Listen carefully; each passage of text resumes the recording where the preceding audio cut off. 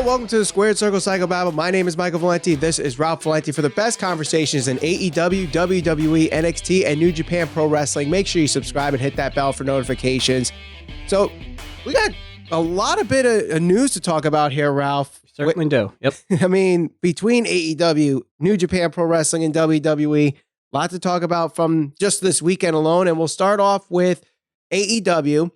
So last night, there was a AAA pay-per-view, and in the main event of that pay-per-view, Kenny Omega faced Rey Fenix. They're both part of AEW. Right. And this match was a title match for AAA's Mega Championship, which is their World Heavyweight Championship. A match that a lot of people are saying was a great match, and Kenny Omega becomes the new AAA Mega Champion. Yep. We have seen this before where the Young Bucks have won the tag team championships and brought those onto AEW shows like All Out and Double or Nothing. So the question is, will we see the AAA Mega Championship on AEW programming? Yeah. You know, I actually think that's more likely than, people are letting on. I think that, like you said, given in the past, we've seen that the tag team championships have been contested on the pay-per-view, or on AEW pay-per-view. It almost makes you think, is there some type of agreement where if AAA is allowing certain guys to go and compete in AEW, like the Lucha Brothers, for example, is there something within those contracts where they're asking AEW in return, can you feature these titles? Because at the end of the day, I think that's actually good for AAA because right now AEW is one of the, it's the hot thing within the United States. I know AAA certainly has a lot of talented individuals on their roster, but that just gains them more exposure, especially for guys that are going to hold the title, like the Young Bucks, for example, or Kenny Omega for this example. So I do think it is actually likely we see that title get contested at some point. I don't know if it's going to be at Full Gear versus Moxley, but maybe somewhere down the road if he holds the title long enough, certainly. Now, it's very interesting, and I'm sure AAA has something in the works where maybe there's a rematch between Phoenix and Omega at some point. Whether that's on an AEW show or a AAA show, I guess, is to be determined. But you bring up that Moxley match, and that's going to be interesting because we talk about all these different partnerships and people working in different promotions, and Moxley is a guy that works in separate promotions. And the promotion he also works at is New Japan Pro Wrestling. We'll talk about a possible partnership down the line with them in a minute, but New Japan Pro Wrestling has a partnership with CMLL, which is basically AAA's top rival in the Mexican wrestling community.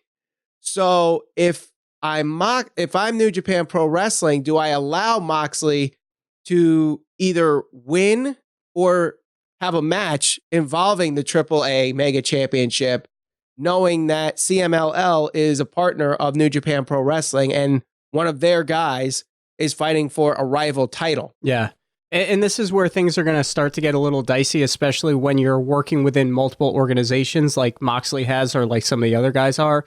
With New Japan Pro Wrestling and AEW, right now, currently, there is no actual partnership, but some of the guys are going back and forth. We saw as recently as last week, before he was stripped, Moxley actually held a title within New Japan Pro Wrestling. Now, that title was never actually featured on AEW, and they never mentioned it. In comparison to the AAA tag team titles, which were mentioned in the Young Bucks Lucha Brothers feud. So this is where things could get a little dicey and a little touchy-feely, because if you're New Japan Pro Wrestling or any other promotion that, doesn't want to work with AEW, at least not yet, do you highlight those title reigns? Do you allow certain people to carry the titles? I don't know. I don't think New Japan Pro Wrestling would take that into consideration with a guy like Moxley, because he is such a big star, at least for them, on a global level. Being in the WWE, being in AEW right now, he has a lot of reach, a lot of exposure that he can bring to the company. So unless there's like a complaint made, I don't think that's something that New Japan Pro Wrestling would consider. But I certainly see somewhere down the road, whether it's missed flights or having to cancel dates, stuff like that, if those things continue to happen, I don't think we're going to see as much crossover promotion as we've seen. Possibly. And we bring up titles being brought from one promotion to another. Chris Jericho still has contracted dates with New Japan Pro Wrestling, and he is the AEW champion. Now, the rumor circulating is he will have a match with Hiroshi Tanahashi at Wrestle Kingdom in January. He does have the AEW championship match with Cody at Full Gear, so people would speculate whether or not he will still have the title going into Wrestle Kingdom. If that's the case, what do you do with the AEW championship? Right, exactly. So these partnerships are a lot messier than people make them out to be. Like, oh, AEW needs to partner with New Japan, and New Japan is having such a hard time with Ring of Honor that they should cut ties with Ring of Honor. Sure. And right, it's a lot harder than you think. Yeah, and if you think about it, think of the extent that promoters, bookers, companies will go to protect a guy within their own show on a weekly basis, like with having a no contest, a dusty finish, a count out, an interference, just so somebody doesn't lose a certain amount of credibility. Think of that. That goes on a weekly basis, whether it's AEW, whether it's WWE, whatever, NXT. We see it all the time. Right. I can think of 3 instances off the top of my head from this past week alone on any of those shows. Now, imagine you have Chris Jericho, who is now going to go over to New Japan Pro Wrestling, a rival company, a competitor, because right now they're not working together, and you have your world champion get pinned. I get it. It's a work. People understand that, it's predetermined and it's not meant to be taken that seriously. But, at some point, I do think you have to draw the line. If I'm the owner of a company, if I'm Vince McMahon or I'm Tony Khan, I don't want my heavyweight world champion going into any other promotion and getting pinned, as long as he's holding that championship. Right. Now, let's keep it with New Japan Pro Wrestling as we're talking about this. And last week, Kazuchika Okada, the IWGP Heavyweight Champion, spoke with Weekly Pro Wrestling Magazine, and AEW was brought up. Now, as we said, there's no partnership in the works. Okada confirmed there's no partnership in the works, but he would like a partnership, if it can be done. He would like it to be done and work in the States with AEW. Yeah. Now, for those that follow New Japan Pro Wrestling, Kazuchika Okada is arguably the best wrestler in the world. I think he is. Some people would say Kenny Omega. We know the 4 matches that they've had together. Right.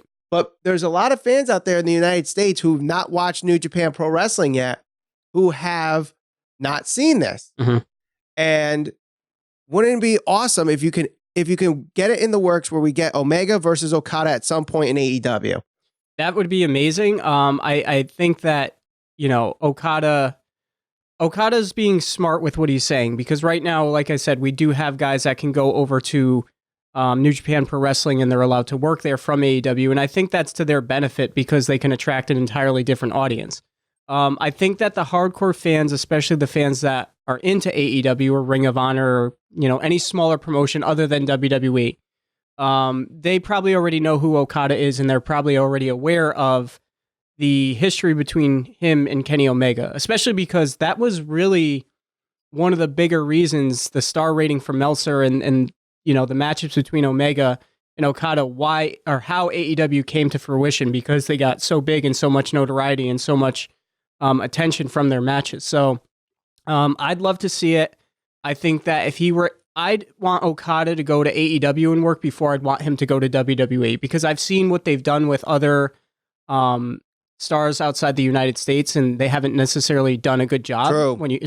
Probably the biggest example is Nakamura or Asuka. Two people right there. I'd like to see him go to AEW.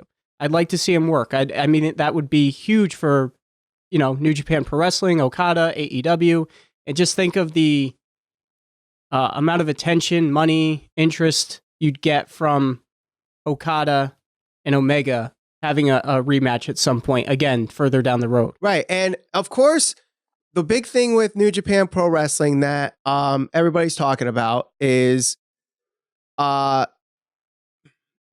partnership with Ring of Honor. Okay. Yep.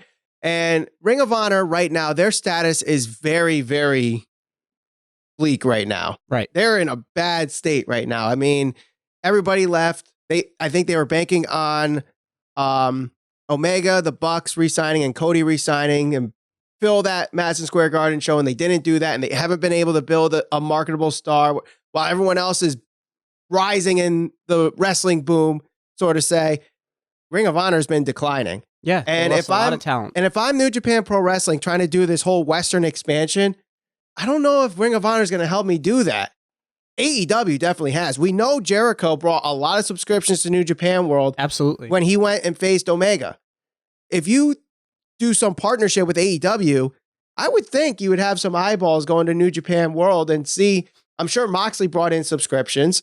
Jericho definitely did. Mm-hmm. Cody, if he goes back and does a feud with maybe Juice Robinson again, there's a lot of stuff there already. And you already know a lot of those guys already have the connections with New Japan. It's just, it's a matter of when, not if, I think. It's just, I know it's very, very wishy-washy right now with this whole partnership that I think the fans want. New Japan, I think, is the ones that are really hard to really push this through because Tony Khan even said he wants it. Yeah. So it's going to be hard. But another partnership that could be in the works, a lot of partnership talks. Right. We did get news late in the week that Bushiroad, who owns New Japan Pro Wrestling, bought Stardom Pro Wrestling. Now, Stardom, for those that don't know, is a Japanese women's promotion. New Japan Pro Wrestling does not have a women's division. They do not. They do not. But part of Stardom's roster includes Bea Priestley, who is their current Stardom champion, and Riho, who is their current high-speed champion. They are also two members of AEW. So if New Japan Pro Wrestling, now that they bought Stardom and they're going to give exclusive full-time contracts to their Stardom wrestlers, what does that mean for AEW when they have their top champion now contracted to a full-time contract with Stardom? Yeah, and I don't know if they'll be able to adjust contracts right now, given they're already signed and everything. Right. So it was New Japan Pro Wrestling's parent company that bought Stardom. Yes. Now, for anybody who doesn't know what or who Stardom is, there has been a lot of talent that has come through that promotion specifically. So Io Shirai, Tony Storm actually worked there previously. Yes. So there's been a lot of talent that's come through, and they have a lot of talent that's actually still on contract with them. Now, when you first told me that, I said, all right, well, not a lot of people are going to know what that promotion is. But when I started researching it, I realized for anybody who's watched the documentary on Vice, they actually did an entire hour-long special on this promotion specifically. So this is actually considered not only some of the best women wrestling in the world, but in Japan, it's one of the most successful promotions, period, as far as wrestling is concerned. So this is actually really big, especially because, like you said, New Japan right now currently doesn't have a women's division. But if they wanted to incorporate a women's division, well, they've already taken one massive step forward to doing that, where they don't have to work towards, winning over the fan base in Japan. This is already an established company. Right. So that was a smart move on their behalf. Now, of course, from what I'm hearing, though, the Stardom matches will still be with Stardom, and the only time New Japan and Stardom will do kind of like a co-branded show is when they go westward and have the shows in the States, because they can have women matches there. Maybe down the line at a Wrestle Kingdom, we will see a Stardom championship match. Yep. But I think that's kind of further down the road. But I go back to the whole Bea Priestley and Riho thing.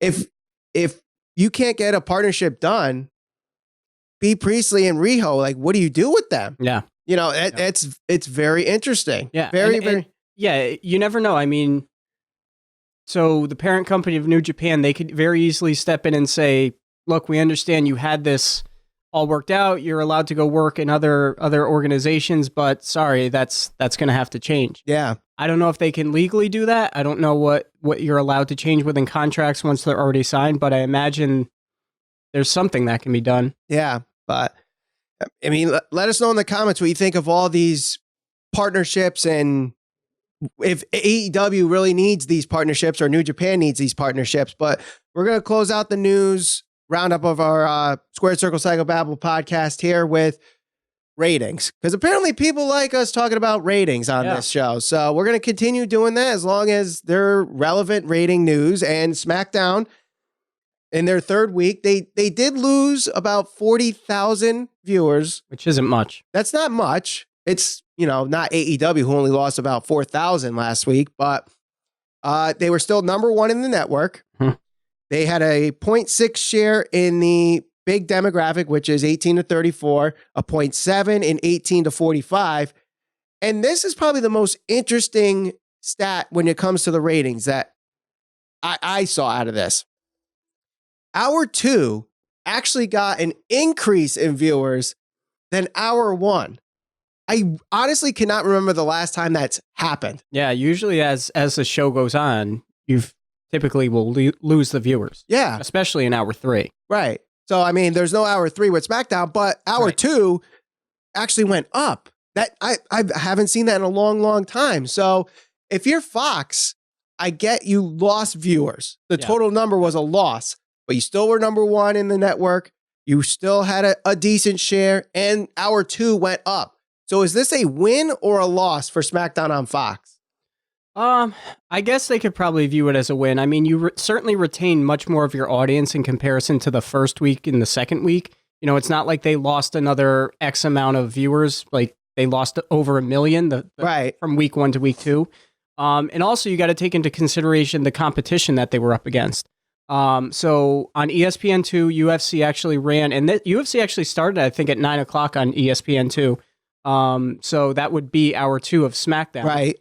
So that's impressive because it was actually a good card. There was some big names on there and people were certainly looking forward to that. So that's one thing. The other thing is we had the ALCS going on. Yeah. Probably the most, in terms of globally, New York Yankees are probably up there as being the most popular baseball franchise in the world. So they were obviously playing that night as well. So I think at the end of the day, this is probably going to be viewed as a win for them. Yeah. I mean, I'm sure there's going to be people out there that say that's a loss. They still losing viewers. Death to SmackDown on Fox. Yeah, 4,000 is nothing, though. 40,000, but 40,000. Yeah, 40,000 isn't a lot. And the fact that it went up in hour 2, was it a great show? No, it's not one to remember, but it wasn't bad. No, it wasn't bad. It was, I think, better than last week.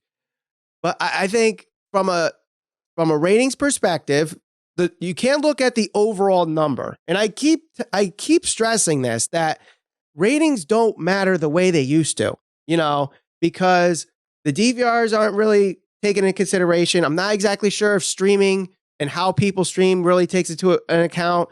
Obviously, people wait and watch it on YouTube. Mm-hmm. They'll watch little clips there. So, you know, as long as they're number 1 in the demographics that they need to be, I think Fox will take it. I've heard that they wanted like 3 million on a weekly basis. I mean, it's hard. 3 million is hard in today's TV watching industry. Well, not just for TV, but just wrestling in general. Right. I mean, you have so much wrestling out there right now. And just talking about WWE alone, you've got Raw, SmackDown, NXT, and then now you've got AEW, you've got, you know, whatever else you want to watch, AAA, MLW, New Japan World. So people, you're not just confined to watching WWE product, especially now where you've got multiple different types of streaming that people can you know, tune into those different types of wrestlings on. If you're not into the WWE and you're not into NXT, okay, you don't have to watch NXT, you don't have to watch SmackDown, you don't have to watch Raw. You can watch Impact or something else. Yeah. So it's all based on what you're into. So if you want to watch wrestling, it's not like you're just confined to a WWE product. No, it's more spread out. It's true. So let us know what you think of everything in the comments below between the SmackDown ratings, the partnership with AEW and AAA, New Japan Pro Wrestling buying Stardom, and Okada's comments. Let us know in the comments below. Don't forget to share this all over social media. We're on Facebook, Instagram, and Twitter, SCPB Podcast. And Ralph, before I finish this off, you wanted to give a shout out. Yeah, we got to give a special shout out to our new #1 fans. So over the past week, we got a lot of comments, a lot of attention on some of our recent videos. I told this guy I was going to give him a special shout out, and that is Willie Cruz. The reason I am giving him a shout out is because he was so nice to go into the comments and tell us that, you know, how bad the show sucked and how much, you know, go on and on about how we suck. So this one's for you, Willie. I wanted to give this special shout out to you. And since we suck, no better, no more fitting song. Our favorite keyboard cowboy, Willie Cruz, this is for you, buddy. Share this all over social media. We're on Facebook, Instagram, and Twitter, SCPB Podcast. And for the best conversations in AEW, WWE, NXT, and New Japan Pro Wrestling, subscribe and hit that bell for notifications.